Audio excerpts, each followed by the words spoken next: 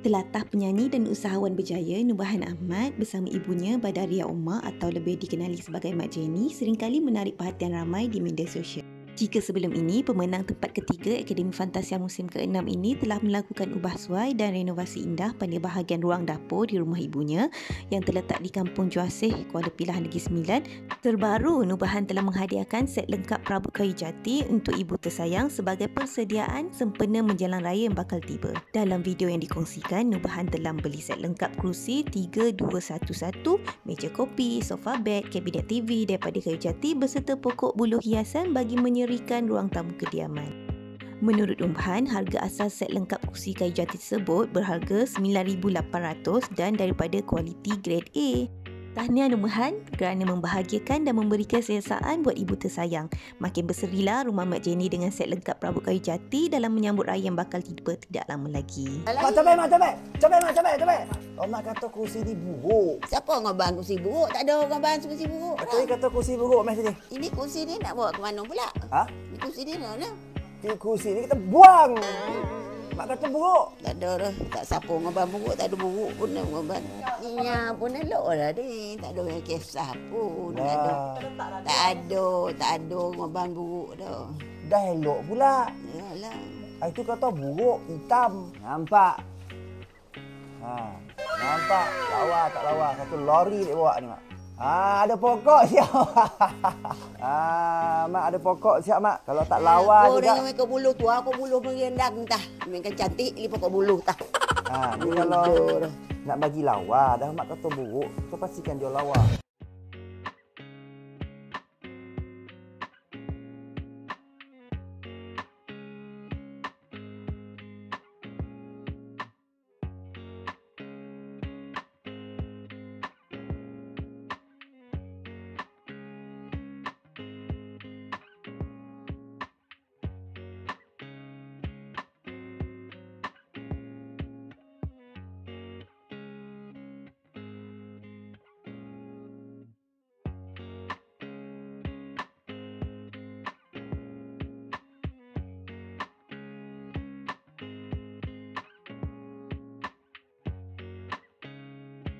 Ni dia roman duduk Sedap tak? Tak sedap.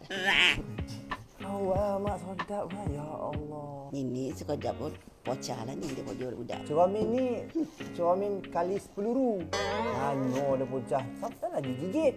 Duduk belakang sikit. Rapek duduk belakang tu. Tak sampai. Sampai. Sedap tak duduk? Lebar mana, panjang mana. Sedap tak? Tak sedap. La ilaha illallah. Dah ditukar sofa pun tak sedap. Ketika je lah Mak lepas ni. Ketika memang kita orang Melayu makin ketika daripada mula makin depan gaduhan. Tak gaduh Mak dah tak ada. Tak apa. Mak. Tepuk tangan. Mak tepuk tangan. Mak ni nak bani je kerja Tu nak letak TV dah tu. Ha? Tak TV atas tu. Letak TV Mak. Bukan ni tua ganti sekali. Bagi Mak tengok lawa sebanyak. Mak marilah sini. Sini duduk. Duduk dulu. Ini juga jati. Okey, approve. Cakap approve. Oi, Mak, kalau tak rak Mak, kalau tak TV, Mak lawai Mak kayu jati Mak. Ini jati grade A. Harga asalnya Mak 9,800. Lagi.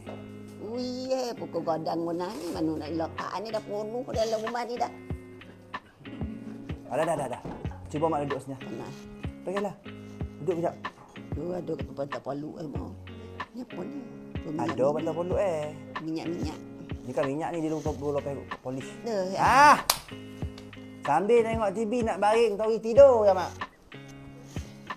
Kan? Boleh tori tidur je. Okey? Okey tak? Okey, approve.